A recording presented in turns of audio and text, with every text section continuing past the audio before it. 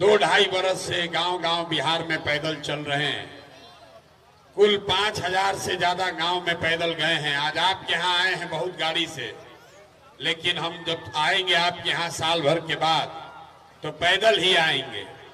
अभी चंपारण से चलना शुरू किए हैं और 2 बरस में सुपौल अररिया तक पहुंचे हैं। गया में आने में अभी 1 बरस और लगेगा। लोग पूछता है भैया पैदल काहे चल रहे हैं? पैदल इसलिए चल रहे हैं कि यहाँ संकल्प लिया है बिहार के गांव गांव जाकर लोगों को ये बताना है कि आप अपने गरीबी परेशानी से कैसे निकल सकते हैं।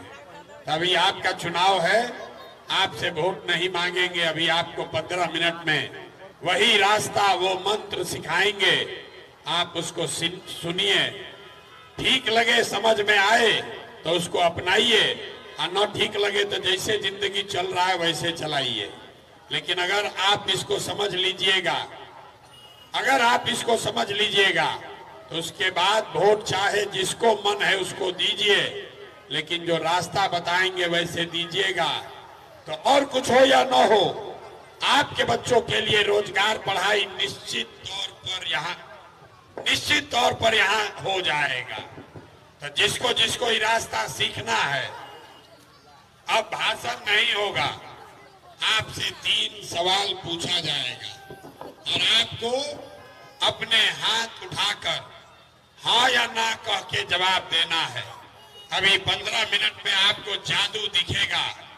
आपको दिखेगा कि आपकी गरीबी परेशानी का कारण क्या है और इससे निकलने का उपाय क्या है।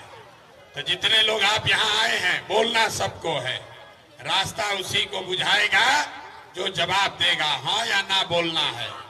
जितने लोग खड़े हैं सबको, उनको भी बोलना है। सब लोग जरा सोच के बताइए, और कुछ हो या ना हो, आपके गांव पंचायत में और कुछ हो या ना हो, आपके हमारे बच्चों के लिए इस पंचायत में, आपके गांव में बढ़िया पढ़ाई रोजगार का व्यवस्था होना चाहिए कि नहीं होना चाहिए? हाथ सबका उठना चाहिए। हाथ उठाकर बताइए, होना चाहिए कि नहीं होना चाहिए? होना चाहिए। यहाँ गांव का आदमी कितना समझदार है, हमको तो लगा डुमरिया में आदमी को पता नहीं होगा। यहाँ जितने लोग आए हैं, आप चाहे पढ़े लिखे हैं या अनपढ़, हिंदू हैं या मुसलमान, अगड़े हैं या पिछड़े, युवा हैं या बुजुर्ग, महिला है या पुरुष, सबने कहा कि ना भैया, कुछ हो या न हो, हम लोग के बच्चों के लिए पढ़ाई रोजगार जरूर होना चाहिए। इसके लिए कोई प्रशांत किशोर का जरूरत नहीं है। आपको पहले से पता है, अगर आपके बच्चे को रोजगार पढ़ाई हो जाए तो कोई विधायक बने, कोई मंत्री बने, लालू बने, नीतीश बने, मोदी बने, अगर आपके बच्चे को रोजगार हो गया तो आपका और आपके बच्चे का जीवन सुधर जाएगा। ये बात आपको पहले से पता है। अब आपको दिखाते हैं आपके दुर्दशा का कारण।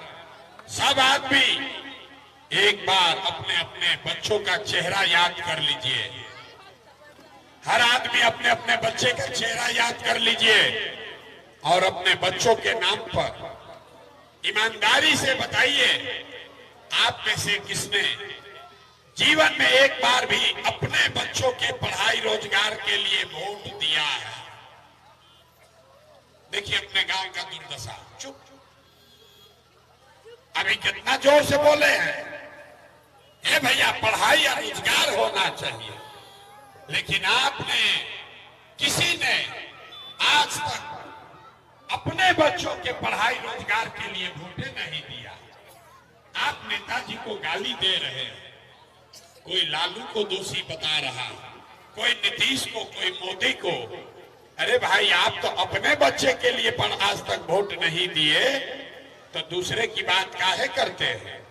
अब कोई खड़ा होके कहेगा कि भैया इसका क्या गारंटी है कि अपना बच्चा के पढ़ाई रोजगार के लिए वोट देंगे तो मिलेगा?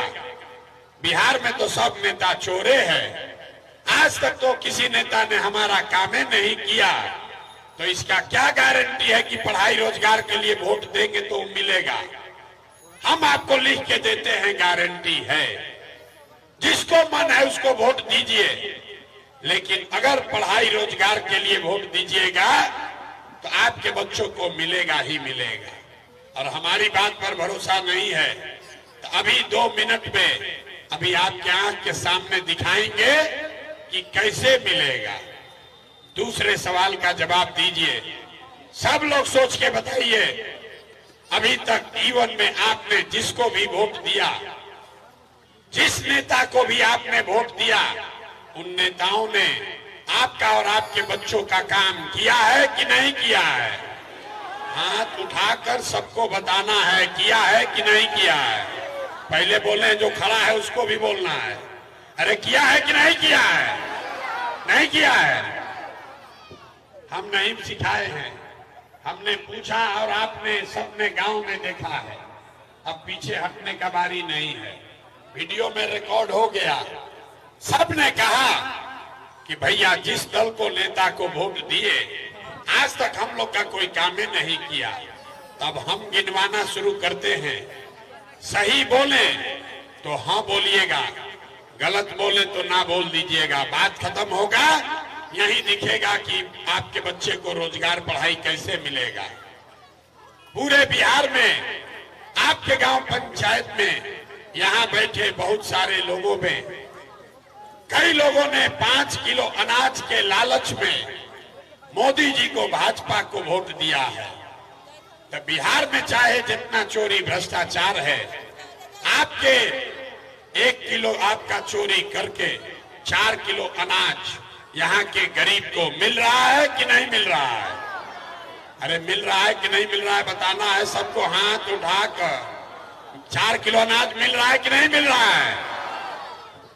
आपने, हमने वोट दिया हिंदू मुसलमान बनके। हिंदुओं ने कहा कि हमरा दशा कुछ भी हो, बाल बच्चा का कुछ भी हो, पहले अयोध्या में रामलला का मंदिर बनना चाहिए। तो आपके गांव में नाली गली नहीं बना, स्कूल अस्पताल नहीं हुआ, फैक्ट्री नहीं लगा, लेकिन अयोध्या में राम जी का मंदिर बना है कि नहीं बना है?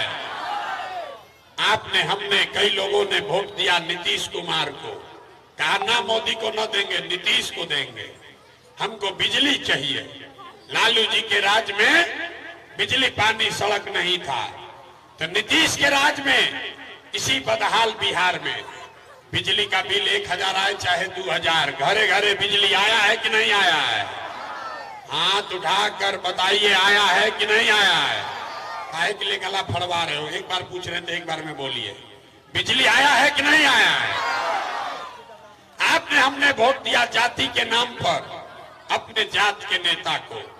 बिहार में आदमी कहता है जिए चाहे मर जाएं, अपना जाते वाले को वोट देंगे।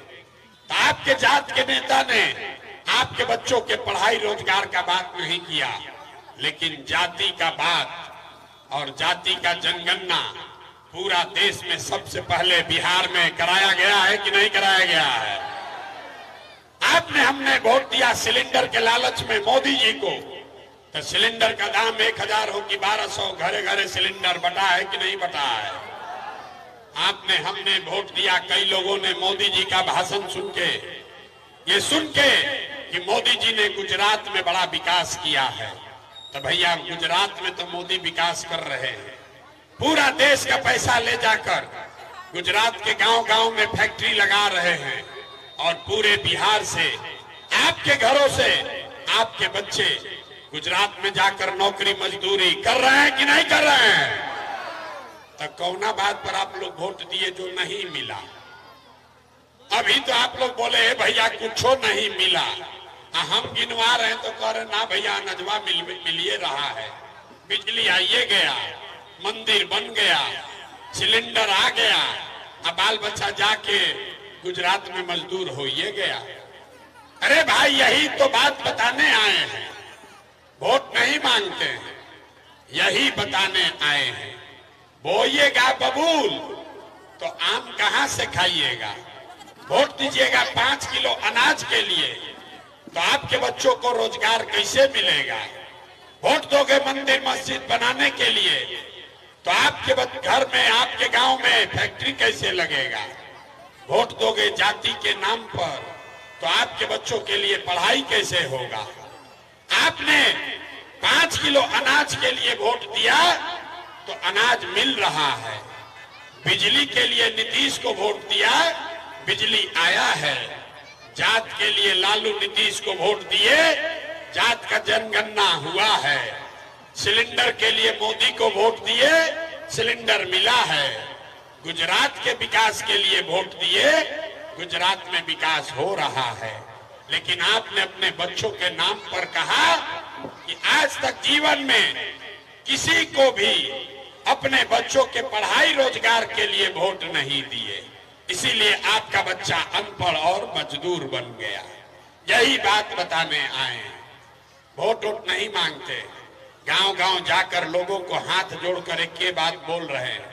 अगर आप अपने बच्चों की चिंता नहीं करोगे तो दुनिया में कोई नेता, कोई दल आपके बच्चों की चिंता नहीं करेगा। क्यों करेगा?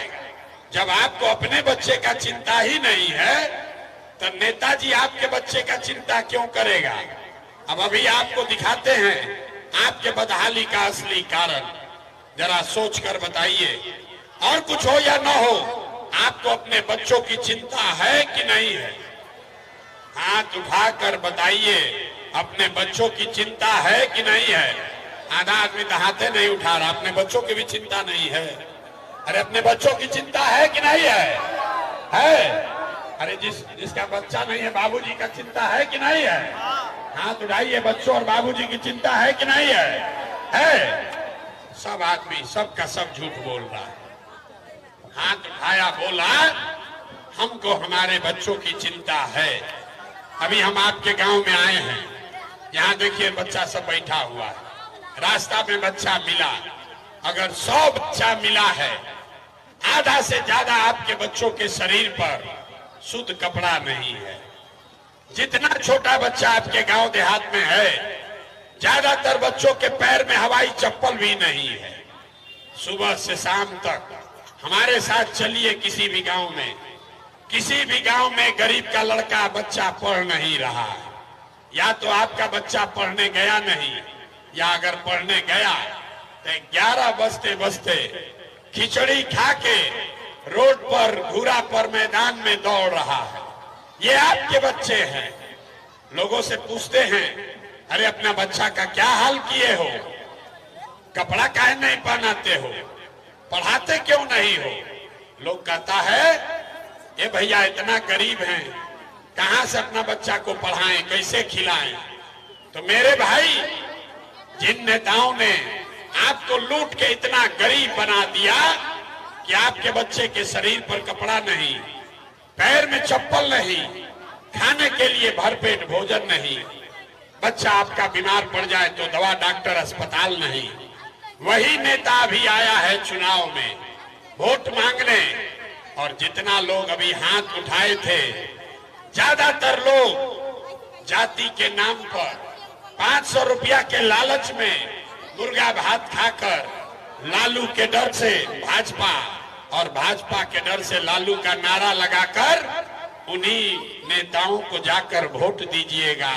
और यहाँ कहते हैं कि बच्चों की बड़ी चिंता है। अरे अपने बच्चों के नाम पर झूठ बोल रहे हो, तो आपका बच्चा नहीं भोगेगा तो कौन भोगेगा? यही बताने आए। वोट वोट नहीं मांगते। देखिए यहाँ मुसलमान समाज के लोग बैठे, लोग का बड़ा दुर्दशा है। पूरे बिहार में 5000 गांव जाने के बाद हर दिन मन से हम कहते हैं कि दलितों के बाद सबसे ज्यादा गरीब, बदहाल, फटेहाल अगर कोई है तो बिहार में वो मुसलमान है। आपकी ये दुर्दशा क्यों है? इसलिए नहीं है कि लालू ने आपको ठगा, कि भाजपा ने आपको मारा। आपकी ये दशा इसलिए है कि इस्लाम को मानने वाले मुसलमान, पैगंबर साहब के द्वारा जो बात बताई गई, सामाजिक राजनीतिक जीवन को जीने के लिए जो रास्ता इस्लाम में बताया गया, आपको उससे भी रास्ता नहीं है। आपके पैगंबर साहब ने कहा कि जिस कौम को अपने रहनुमाओं की समझ न हो उसके ऊपर जालिम हुक्मरानों को मुसल्लत कर दिया जाता है। ये हम नहीं बोल रहे, ये तो पैगंबर साहब बोल कर गए हैं। तो अगर आज का हुक्मरान जालिम है, आपके बच्चों के पढ़ाई और विकास रोजगार की चिंता नहीं कर रहा, तो बात पैगंबर साहब ने कही है गलत नहीं हो सकती है। अगर आज का हुक्मरान इमामगंज का, बिहार का, देश का हुक्मरान जालिम है, तो इसका मतलब है कि कहीं न कहीं आपको अपने रहनुमाओं को चुनने में आपने गलती की है, तभी ये दुर्दशा में आप जी रहे हैं। जिस कौम में आपको बताया गया कि हक और बातिल में एक लम्हे का फर्क है, हक और बातिल में आपको हक के साथ रहना है, और जितने मुसलमान हैं उनको हक की बात चिंता नहीं है, उनको तादाद की चिंता है। 5 बरस बैठ के आप दिमाग में गन्ना करते हैं भाजपा को कौन हराएगा, किसकी तादाद बड़ी है। अरे आपके इस्लाम की बुनियाद इस पर है कि तादाद पर नहीं, हक पर जाना है, और आपने हक को छोड़ दिया और तादाद को पकड़ लिए, इसीलिए आज इस दुर्दशा में जी रहे। तो हिंदू हो या मुसलमान, जब आप अपने बच्चों की चिंता नहीं करोगे तो आपका दुर्दशा होगा ही होगा। आपके हदीस में लिखा गया, हर मुसलमान का ये फर्ज है अपने बच्चों के साथ आपको इंसाफ करना है। हदीस में लिखा हुआ है कि आपको अपने बच्चे को अच्छा नाम देना है, आपको अपने बच्चे की अच्छी परवरिश करनी है, लेकिन आपको अपने बच्चों की चिंता नहीं है। मुसलमानों को चिंता है कि लालू जी कैसे जीतेंगे, भाजपा कैसे हारेगी। आपको ये नहीं चिंता है कि हमारे बच्चों के लिए पढ़ाई और रोजगार कैसे होगा। आप कुरान पढ़ते हैं, इकरा बिस्मे रब्बे से शुरुआत करते हैं, पहली आयत पढ़ते हैं, और आपको इकरा की चिंता नहीं है। अल्लाह ने कहा पढ़ो, ये कुरान का पहला शब्द है।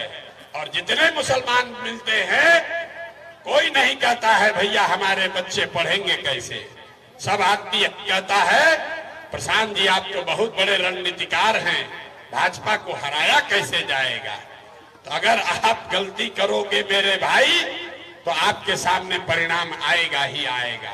तो अगर सुधार करना है तो प्रशांत किशोर की बात सुनने से नहीं होगा। प्रशांत किशोर आपको क्या बताएंगे। जब आप पैगंबर साहब की बताई हुई बात नहीं मान रहे हो, तो आप प्रशांत किशोर की बात मानोगे। ये जितने हिंदू समाज के लोग हैं, ये लोग कहता है कि भैया 2 बरिस से पैदल चल रहे, हम लोग सब आपका मदद करेंगे, हम सबको हाथ जोड़ते हैं। अरे जो लोग अपने बच्चों के साथ जाति में बटकर अपने बच्चों के साथ नहीं खड़े हुए, वो प्रशांत किशोर के साथ खड़ा होगा। आपके नस में जाति का नशा इतना घुसा दिया कि आपको अपने बच्चों की चिंता नहीं है।